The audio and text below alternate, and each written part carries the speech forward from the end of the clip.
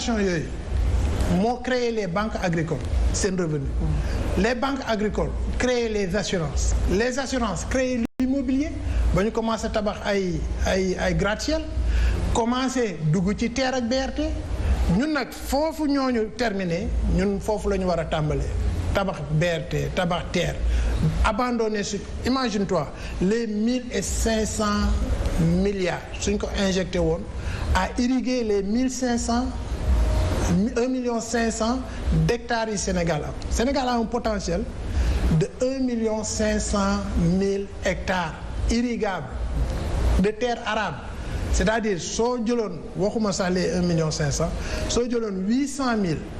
nga irriguer ko dootuñu importer ceeb dootuñu importer blé dootuñu importer dara lu ñuy consommer au Sénégal la moitié seulement donc doo jël 1,5 million yooyu. dugal ko ci agriculture bi mu jox la parce que nee na je te dis dans 7 ans en 2000 kii bi 30 bi c'est dans 7 ans presque oui. Nous serions 21 millions de Sénégalais nga jël en 2050 nous serons 33 millions de Sénégalais léegi un président lucide lan la war a xalaat les générations à venir naka laa leen war a mun a dundale prévoir parce que c'est ça gouverner nga prévoir au moins def des projections ci les jeunes à venir aujourd'hui rien que l'emploi le domaine de l'emploi 2,5 millions jeunes sont au chômage mais ci 2 millions yooyu s'ajoute 750,000 par année donc projeté ko en 2021 projeté ko en 2030 ñaata chômeurs la ñu nar a am et vous pensez que jël xaalis les DER là et ce qu'on loolu c'est du charabia. Ça ne règle rien. Ça ne règle rien. C'est même pas un pansement. Parce que tu prends des jeunes au lieu de les former, au lieu de les éduquer, au lieu que nga def ñu am métier, au lieu de créer des emplois ñu dem foofu, tu les payes ay 50,000 60,000 ñu màgg. nan lañ la takkee soxna ci 60,000 50,000. dina jafe de. Loolu donc tu vas amener encore une autre génération de frustrés. C'est ce qui arrive actuellement jël ay milliards ne damay injecter pour créer 500,000 emplois c'est pas comme ça qu'on crée des emplois. Donc vous allez tout faire peut-être pour susciter l'intérêt pour peut-être ñu dellu ci non une rupture moo war a am sur cette tendance de programme mal orienté de nos gouvernements successifs.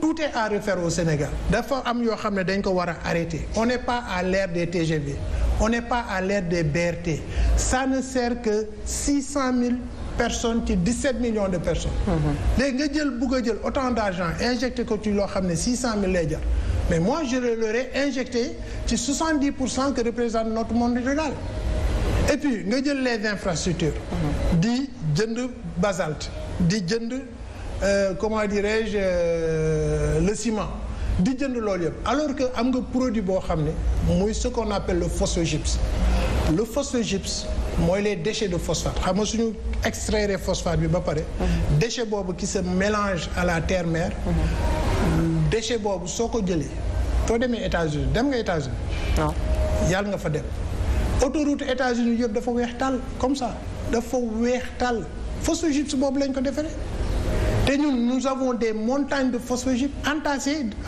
entre Touba Ndiaye Mboro montagne yi ñu fay gis yooyu phosphogypse la donc un président bu au moins xam ce qui se passe dafa waroon ne bon tous mes chantiers damay jël phosphogypse à l'image des États-Unis de l'Allemagne de la France pays yu développés yu bëri du Canada soo demee toutes leurs routes sont faites de phosphogypse te ñun am nañ ci ay montagnes donc c'est ça qu'il faut rectifier nen c'est les programmes du président moo nekkul ci orientation boo xam ne ëllëg ça peut susciter une croissance économique dans le pays. Alors, et c'est dans tous les domaines mun naa la wax lii ci énergie renouvelable par exemple énergie renouvelable dans tous les pays tey jii c'est des niches d'emploi des centaines de milliers d'emplois ci énergie renouvelable ak yeneen yoo xam ne soo amoon temps xam naa. Alors vous êtes le candidat aujourd'hui peut-être candidat wu transition ak synthèse parce que vous avez été là peut-être yaa ngi fi woon au temps de Wade yaa ngi fi woon encore au temps de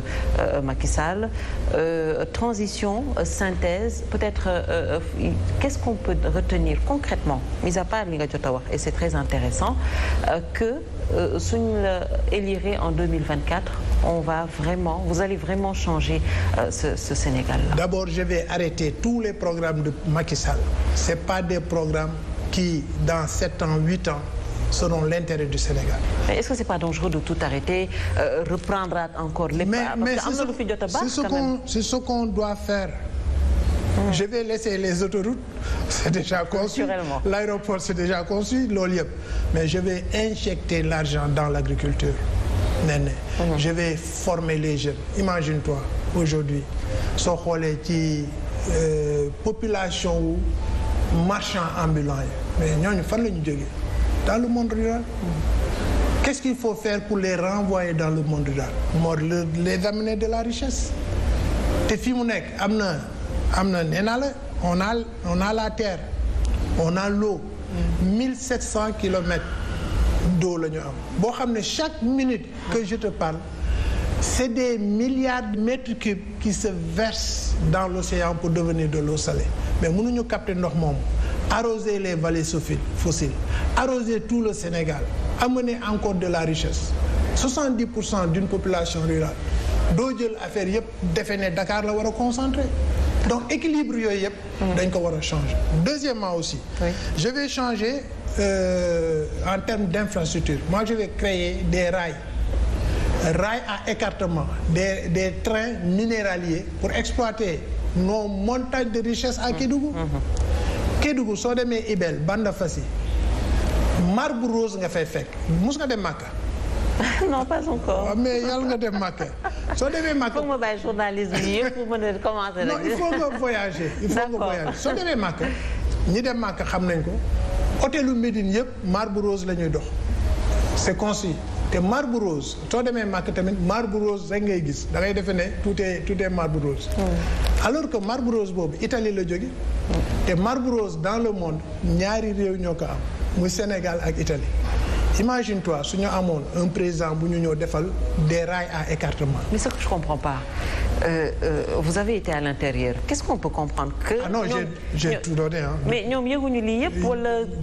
Mieux que ça j'ai tout donné à Macky Sall avant Macky Sall j'ai tout donné à Abdoulaye Wade. Pourquoi ils le font pas? Mais donc mooy voilà leurs programmes sont mal orientés fi ñu waroon a yóbbu Sénégal. En plus ma ñëw ci benn aspect très important mooy l'exploitation de ces minéraux.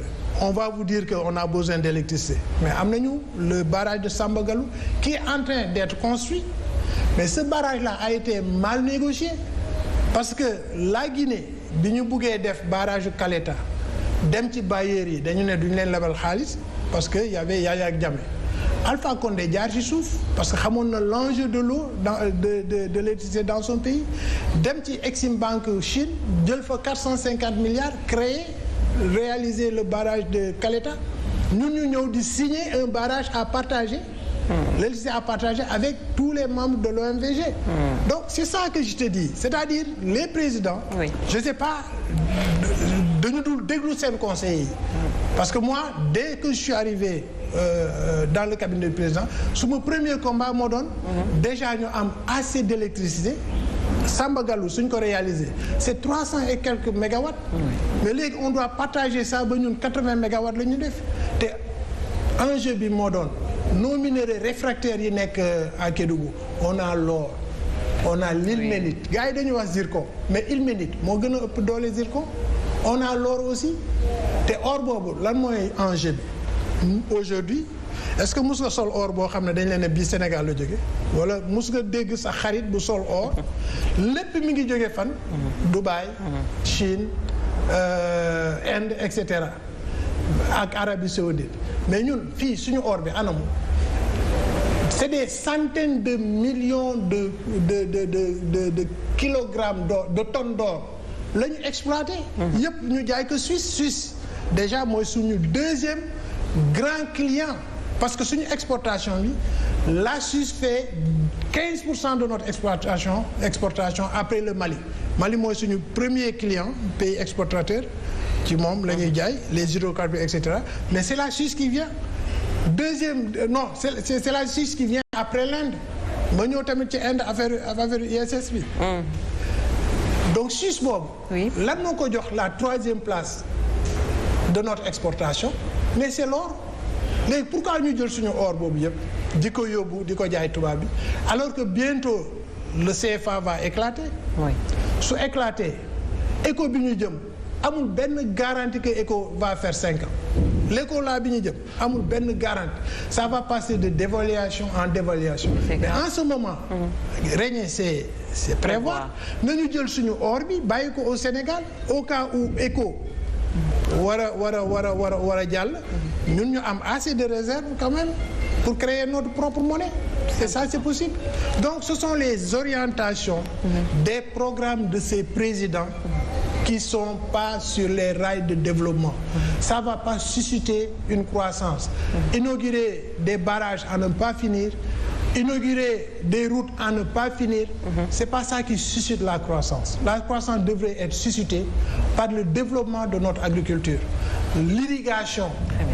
Irriguer nos 1,5 c'est important. hectares, ça va attirer tous les jeunes. mais man mii sax je vais delluwaat parce que ku ñu jox Sénégalais bu ñu jox une portion de 1 hectare ne la hectare bi mën na produire 10 tonnes de riz mais da ngay dem béyi. alors mu ngi noonu di la entre autres mën naa toog fii ba déwén naa dem béyi mais ça n'a pas marché bon tu étais mal conseillé peut-être. mais je suis là je peux être ton conseiller ñu duggaat ci ensemble. en tout cas alors mais ñu ngi lay jaajëfal d'avoir répondu à notre invitation ñu bàyyi la nga tàggatoo ak téléspectateurs. donc maa ngi am mbégte torop toog fii jàkkaarloo yow yàgg naa le suivre et da nga professionnel parce que au moins tu laisses le temps à tes invités de parler de dire ce qu'ils ont à dire aux Sénégalais donc